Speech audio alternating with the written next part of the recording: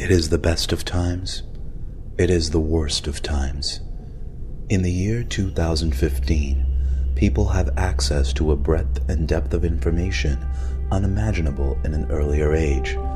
Everyone contributes in some way, participating to create a living, breathing mediascape. However, the press as you know it has ceased to exist. The Fourth Estate's fortunes have waned. 20th century news organizations are an afterthought, a lonely remnant of a not-too-distant past.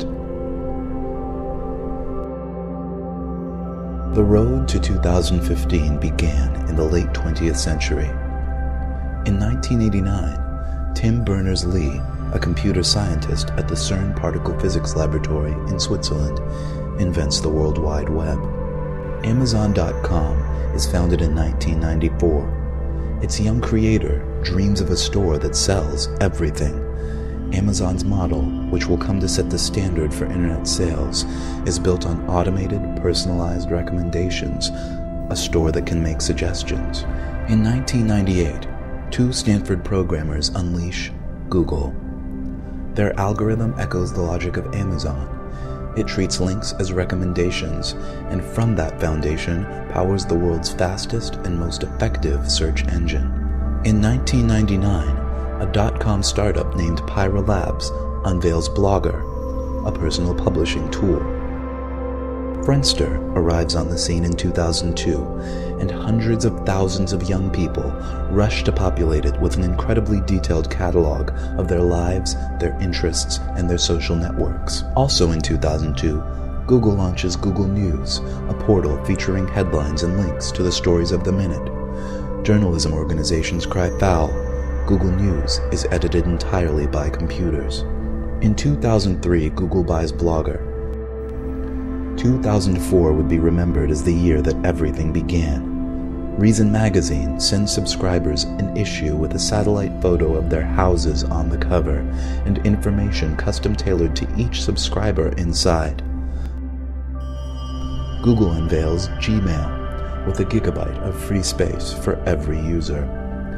Microsoft launches Newsbot, a social news filter. Google buys Picasa, a tool for organizing images. Amazon releases A9, a search engine built on Google's technology that also incorporates Amazon's trademark recommendations. And then, in August, Google goes public. Awash in new capital, it acquires Keyhole, a company that maps the world and puts it online. Google also begins digitizing and indexing the world's libraries.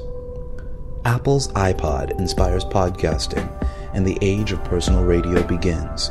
We can all broadcast our own thoughts, our own music, directly to each other's music players. 2005. In a response to Google's recent moves, Microsoft buys Friendster. Apple releases the Wi-Fi Pod, a portable media player with integrated camera that can send and receive podcasts and images on the go. 2006. Google combines all of its services into the Google Grid, a universal platform that provides a functionally limitless amount of disk space and bandwidth to store and share media of all kinds. Each user selects her own level of privacy. She can store her content securely on the Google Grid, or publish it for all to see. It has never been easier for people to make their lives part of the media landscape. 2007. Microsoft responds to Google's mounting challenge with Newsbotster, a social news network and participatory journalism platform. Newsbotster ranks and sorts news based on what each user's friends and colleagues are reading and viewing, and it allows everyone to comment on what they see.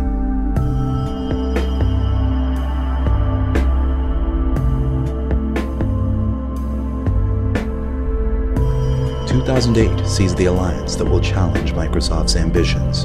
Google and Amazon join forces, forming Google's On. Google supplies the Google Grid, an unparalleled search technology.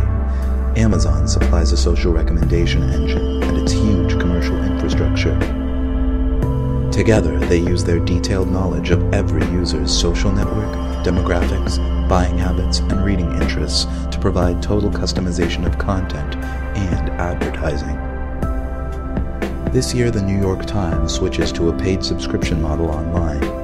However, its content stream remains open to Googlezon's indexing computers. The news wars of 2010 are notable for the fact that no actual news organizations take part. Googlezon and Microsoft face off, enhancing their services week by week. Googlezon finally checkmates Microsoft with a feature the software giant cannot match. Using new algorithms, Googlezon's computers screen stories for names, places, images, and other contextual cues, isolating facts from quotes and turning statistics into flexible equations. Then, Googlezon resorts, recalculates, and recombines these scraps with our information. Our blog entries, our photos, our purchases, our lives. Suddenly, news is more relevant than ever before. In 2011, the slumbering Fourth Estate awakes to make its first and final stand. The New York Times Company sues Googlezon, claiming that the company's fact-stripping robots are a violation of copyright law. The case goes all the way to the Supreme Court, which, on August 4th, 2011, decides in favor of Googlezon. On Sunday, March 9th, 2014, Googlezon unleashes Epic. The evolving, personalized information construct is the system by which our sprawling, chaotic mediascape is filtered, ordered, and delivered. Everyone contributes, and many people get paid, a tiny cut of Googlezon's immense advertising revenue, proportional to the popularity of their contributions. Epic produces a custom content package for each user, using his choices, his consumption habits, his interests, his demographic, his social network to shape the product. At its best, tailored to its savviest readers, Epic is a summary of the world deeper, broader, and more nuanced than anything ever available before. But at its worst, and for too many, Epic is merely a collection of trivia, much of it untrue, all of it narrow, shallow, and sensational. In 2014, the New York Times goes offline. In feeble protest to Googlezon's hegemony, the Times becomes a print-only newsletter for the elite and the elderly.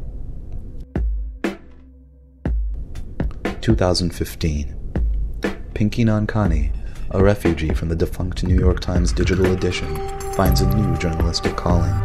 She begins to collect and filter GPS-tagged neighborhood broadcasts.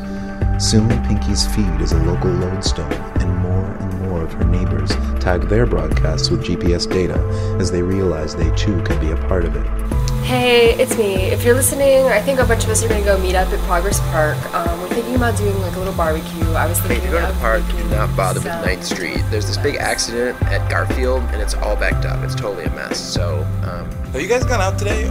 If you haven't gone out today, please go out today. It's an incredible day. Take a look at this.